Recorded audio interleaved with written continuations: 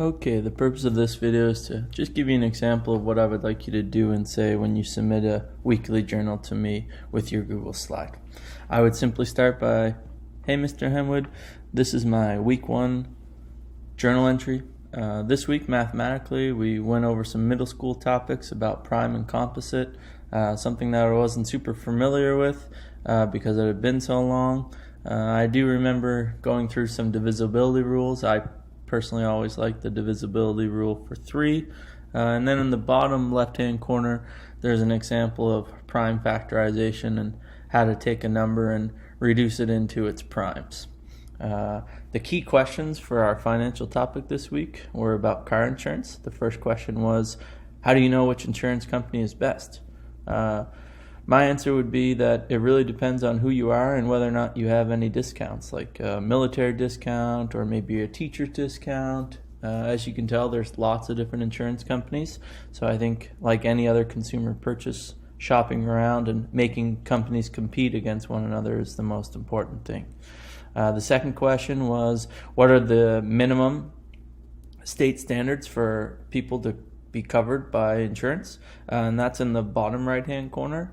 It says 30, 60, 25, and that just simply means that for injuries to other people, you need to be covered for at least 30 and 60,000. 30,000 if you injure one person, that's the maximum payout from the insurance company, and 60,000 is what the insurance company pays out if there's multiple people injured.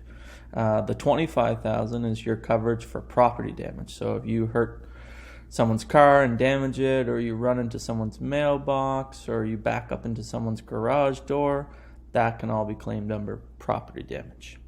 The final question was, what's the difference between collision and comprehensive?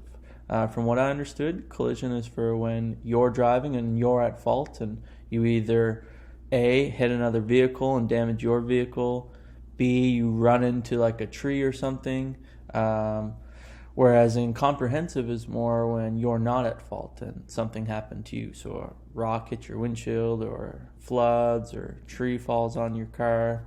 Those are things out of your control, but nonetheless still need to be fixed. In both situations, you might have to have a partial payment, and then the insurance company covers the rest. This week for my personal study, I actually was reminded of a movie from early 2000s called Behind Enemy Lines, and it made me think about the possibilities of technology and how we can trace humans, and it made me think about an article I read about an RF chip, which is a military chip that's been used for a long time to be able to track soldiers in case they fall behind enemy lines. With everything going on in the world, I think it's interesting to keep up on technology and how it can be used to we could use it to start our cars, to pay for things. I think the limits are endless. That's my weekly journal submission for the week. Hope you have a good week.